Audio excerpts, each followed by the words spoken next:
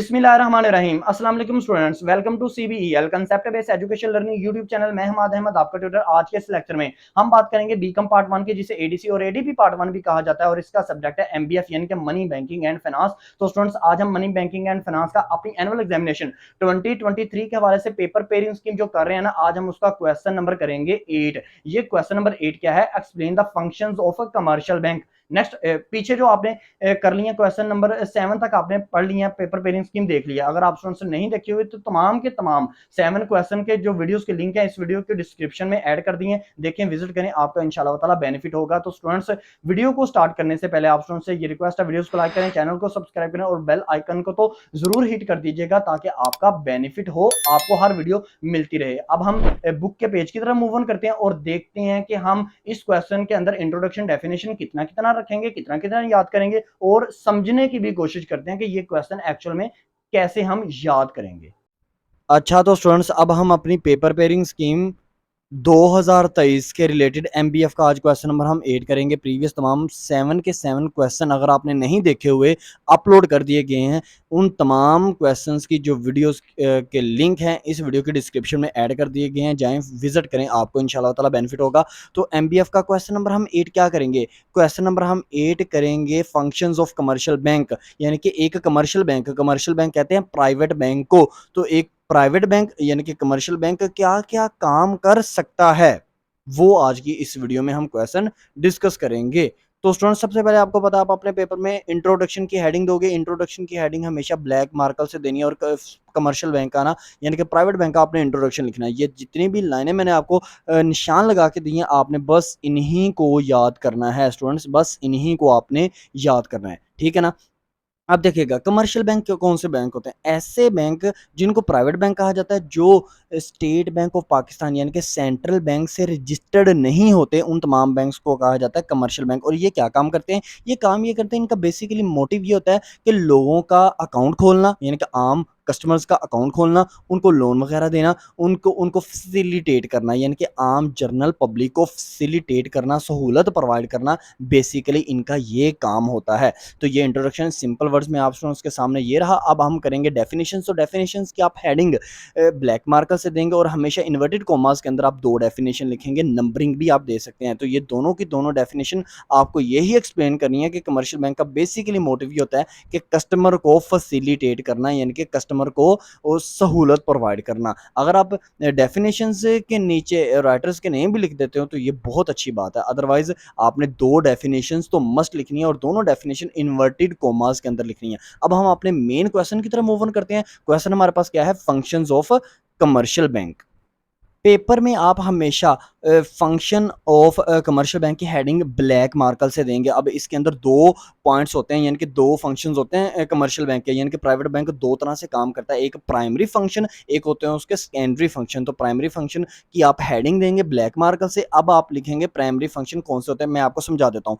वो तमाम काम जो एक प्राइवेट बैंक जब नया नया ओपन होता है ना, तो एक प्राइवेट बैंक चाहे वो नया ओपन हो, चाहे वो एग्जिस्टिंग प्राइवेट बैंक हो, वो क्या क्या स्टार्टिंग में काम करता है, इब्तदाई काम वो क्या क्या करता है, वो हम देखने लगे हैं। तो उसमें नंबर 1 है रिसीविंग डिपॉजिट, यानी कि एक कमर्शियल बैंक का पहला काम ये होता है कि लोगों के डिपॉजिट को रिसीव करता है, यानी कि लोगों के पैसे को रिसीव करता है, और रिसीव करने के बाद, लेने के बाद उनके अकाउंट में उनको ट्रांसफर कर देता है। यह रिसीविंग ऑफ डिपॉजिट का मतलब। इस पॉइंट की एक्सप्लेनेशन आप उतनी ही करेंगे जितना निशान लगा दिया। अब इसके अंदर आपको पता है, जब भी पैसे रिसीव करने हैं कमर्शियल बैंक ने, तो उसको अकाउंट में डिपॉजिट करना है, ऐसा नहीं कि अपने घर में ले जाना है। तो इस सूरत हाल में कुछ अकाउंट्स जो है वो ओपन करवाए जाते हैं। नंबर 1 अकाउंट जो ओपन होता है वो होता है करंट अकाउंट, यानी कि जब भी कमर्शियल बैंक ना रिसीविंग डिपॉजिट करेगा ना, पैसे को रिसीव करेगा, तो या तो वो करंट अकाउंट के अंदर उसको करेगा, सबमिट करवा देगा। तो करंट अकाउंट कौन सा अकाउंट होता है? ऐसा अकाउंट जिसमें कस्टमर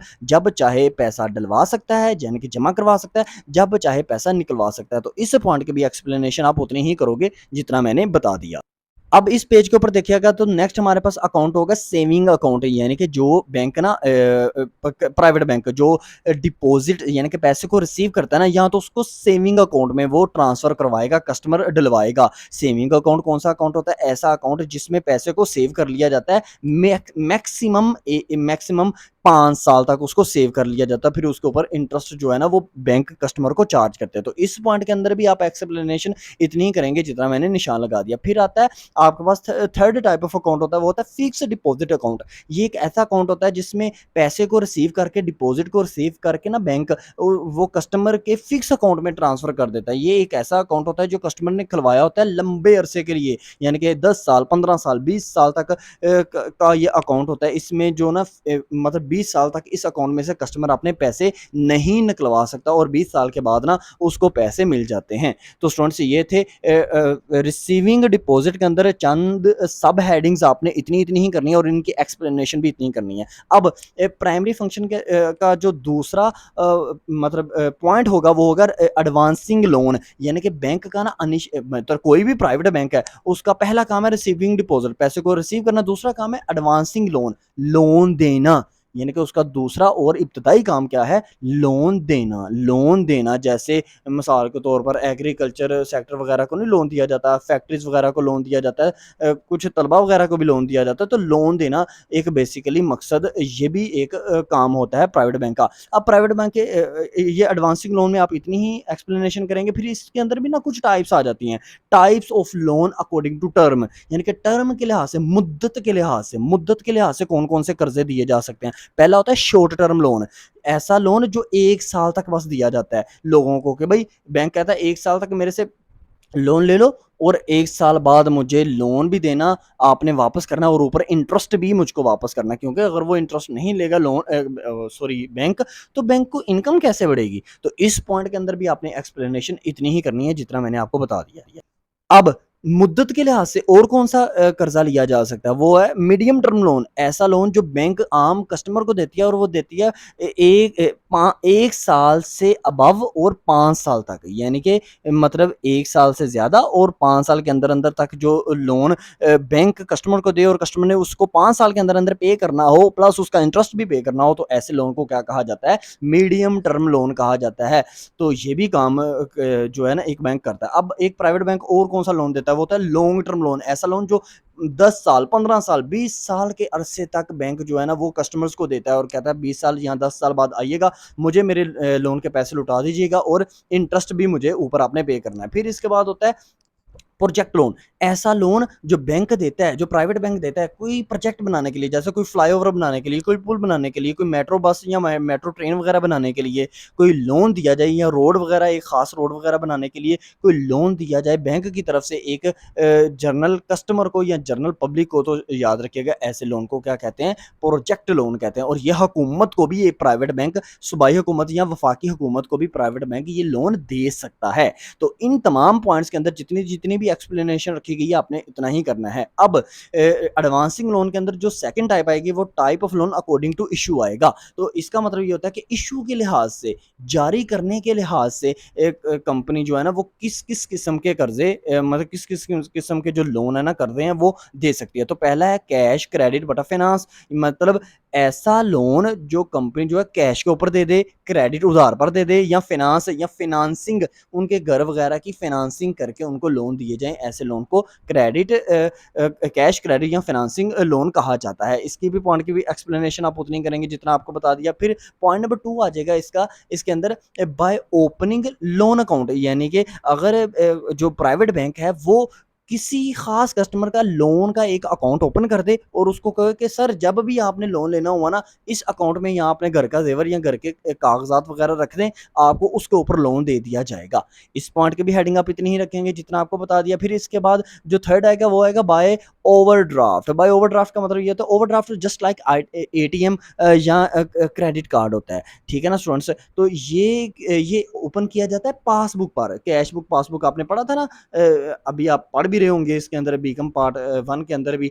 तो स्टूडेंट्स जो पासबुक के ऊपर इशू किया जाए लोन, उसको हम कहते हैं बाय ओवरड्राफ्ट लोन। तो इसकी भी हेडिंग्स आप इतनी ही करोगे जितना आपको मैंने निशान लगाकर प्रोवाइड कर दिया है। अब नेक्स्ट पेज के ऊपर अगर आप मूव ऑन कर जाएं तो आप देखेंगे सेकेंडरी फंक्शन, यानी कि इब्तदाई काम करने के अलावा और जो एक प्राइवेट बैंक है, कमर्शियल बैंक है, वो क्या क्या काम कर सकता है। वो काम कर सकता है एजेंसी सर्विसेज, यानी कि as a agency, as a third party के तौर पर वो काम कर सकता है। इसमें नंबर वन आप पॉइंट करेंगे कलेक्शन और collection of payment of cheque, यानी कि चेक की अदायगी, चेक को जमा करना और चेक के बदले में पैसे देना। ये भी काम क्या करता है, एक प्राइवेट बैंक करता है। यानी कि अगर आपके पास चेक है तो चेक को अगर आपने अपने बैंक अकाउंट में जमा करवाना है तो करवा सकते हैं। अगर आपके पास चेक है तो उसके थ्रू आपने पैसे निकलवाने हैं तो वो भी आप निकलवा सकते हैं। हर एक पॉइंट की एक्सप्लेनेशन आप उतनी ही करनी है जितना मैंने निशान लगा के आपको बता दिया। पॉइंट नंबर 2 है कलेक्शन ऑफ डिविडेंड, यानी कि डिविडेंड का मतलब ये होता है कि अगर शेयर होल्डर्स को जो पैसे मिलते हैं ना, शेयर होल्डर्स को अपने शेयर जो उन्होंने खरीदे होते हैं उनके ऊपर जो उनको मुनाफा मिलता है उसको डिविडेंड कहते हैं। तो अगर शेयर होल्डर्स ने अपने डिविडेंड डिविडेंड लेना है तो वो डिविडेंड भी शेयर होल्डर्स प्राइवेट बैंक के अंदर जाकर ना क्या कर सकते हैं, उनको कह सकते हैं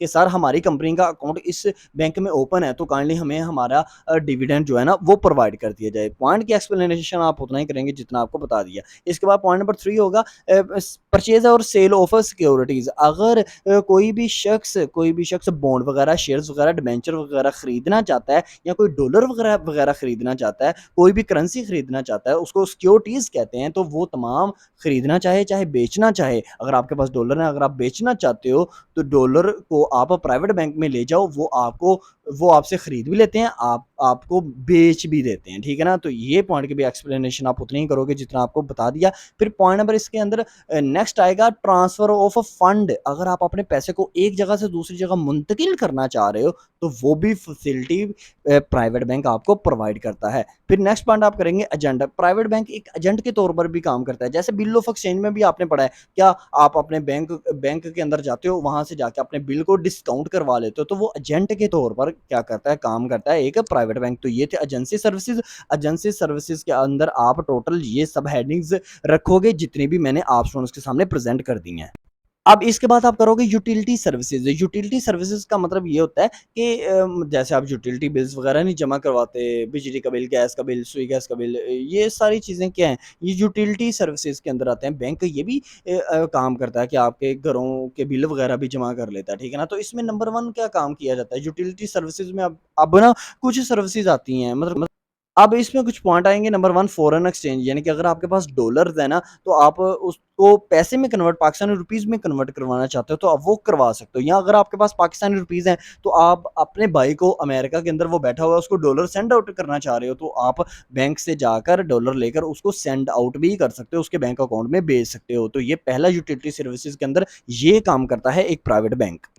अब यूटिलिटी सर्विसेज में नेक्स्ट पॉइंट देखें, ईजी मीडियम ऑफ एक्सचेंज, यानी कि जो है ना प्राइवेट बैंक, वो बड़ी जल्दी तबादले का जरिया आपसे कर देते हैं। यानी कि आपके पैसे को एक जगह से दूसरी जगह बड़ी इजीली कन्वर्ट कर देते हैं, बहुत इजीली, मिनटों सेकंडों में थ्रू ऑनलाइन आपको कन्वर्ट कर देते हैं वो आपका पैसा। ठीक है ना, तो ये भी सर्विसेज वो देते हैं आपको। इसके बाद आर्बिट्रर। आर्बिट्रर का मतलब होता है बैंक एज अ आर्बिट्रर भी काम करता है। कैसे, आपको झगड़ा आपका खत्म कर देता है। जैसे फॉर एग्जांपल मेरा झगड़ा पड़ गया, आपने फ़र्ज़ करो भाई के साथ, मैंने उसको कहा कि नहीं मेरे बैंक अकाउंट में जाओ, जाकर पैसे ले लो। उसने कहा नहीं वो मुझे पैसे नहीं देते। तो मैंने क्या कहा, मैंने अपने बैंक अकाउंट को बताया कि सर ये आप पैसे क्यों नहीं दे रहे? उन्होंने कहा कि सर देखिए हम आपका झगड़ा ख़त्म कर देते हैं, पैसे इसको इस वजह से नहीं दे रहे क्योंकि आपके सिग्नेचर की ज़रूरत है या आपके शनाख्ती कार्ड, आइडेंटिटी कार्ड की ज़रूरत है। अगर आप इसको अपना आइडेंटिटी कार्ड वगैरह दे दो तो हम इसको पैसे दे देते हैं। तो कहने का मतलब ये है कि किसी भी टाइप का झगड़ा हो ना, तो बैंक 2 पर्सन्स के दरमियान जो झगड़ा है वो ख़त्म कर देता है। एज़ अ आर्बिट्रेटर वो काम करता है।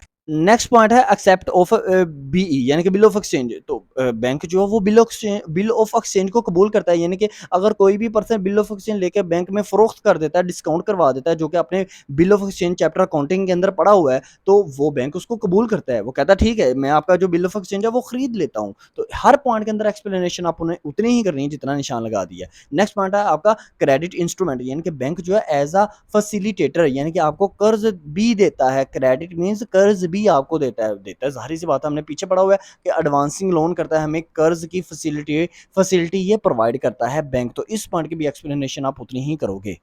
यूटिलिटी सर्विसेज में नेक्स्ट और आखिरी आप करेंगे ट्रेड इन्फॉर्मेशन, यानी कि अगर आप ना किसी भी पर्सन के साथ या किसी और कंट्री अगर आप ट्रेड करना चाह रहे हो, तो प्राइवेट बैंक आपको ये फैसिलिटी प्रोवाइड करता है कि आप ना इन्फॉर्मेशन ले सकते हो। प्राइवेट में फ़र्ज़ करो मैं ना नेस्ले कंपनी के शेयर्स खरीदना चाह रहा हूँ या मैं नेस्ले कंपनी से ट्रेड करना चाह रहा हूँ, तजारत करना चाह रहा हूँ, तो मैं ना प्राइवेट बैंक से जाकर पूछ सकता हूँ कि सर क्या ये नेस्ले कंपनी से मुझे ट्रेड करनी चाहिए, तजारत करनी चाहिए, लेन देन करनी चाहिए कि नहीं, इसकी किस तरह की रेपुटेशन है मार्केट के अंदर, तो वो मुझे बता देंगे उसकी बैलेंस शीट वगैरह देख कर, ठीक है ना स्टूडेंट्स। तो ये होते हैं ट्रेड सर्विसेज। अब नेक्स्ट जो आप पॉइंट करोगे वो है स्पेशल सर्विसेज। कुछ खास सर्विसेज भी होती हैं जो private bank as a secondary function काम करता है, और उनमें सबसे पहले ये आपके इशू ऑफ क्रेडिट कार्ड, यानी कि बैंक आपको ना क्रेडिट कार्ड भी इशू करके दे देता है, जारी करके देता है। क्रेडिट कार्ड क्या होता है मैं आपको बताता हूँ। फर्ज करो आप शॉपिंग के लिए गए, आप ना एम्पोरियर मॉल फर्ज करो शॉपिंग के लिए चले गए, तो वहां पर आपके पास था एक क्रेडिट कार्ड, आपके पास पैसे की कमी होगी, आपने कहा कि सर ये देखिए ये मेरा क्रेडिट कार्ड ले लें,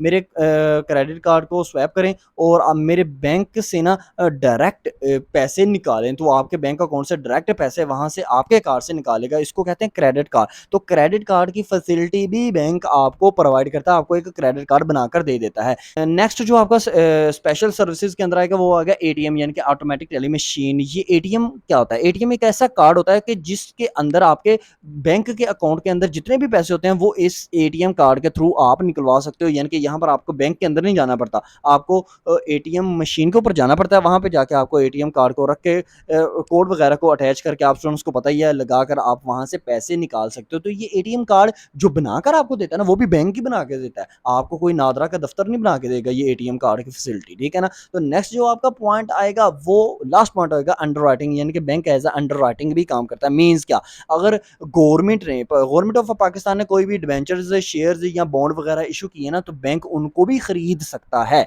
ये भी काम क्या करता है बैंक, मतलब प्रोवाइड करता है, ये काम करता है बैंक, ये भी उसकी सेकेंडरी फंक्शन के अंदर ही आएगा। तो स्टूडेंट्स ये आपके तमाम थे सेकेंडरी फंक्शन, आपने इन तमाम सेकेंडरी फंक्शन को ऐसे ही याद करना है और हर पॉइंट के अंदर हेडिंग्स उतनी उतनी रखनी है जितना मैंने निशान आपको लगा के दिया है।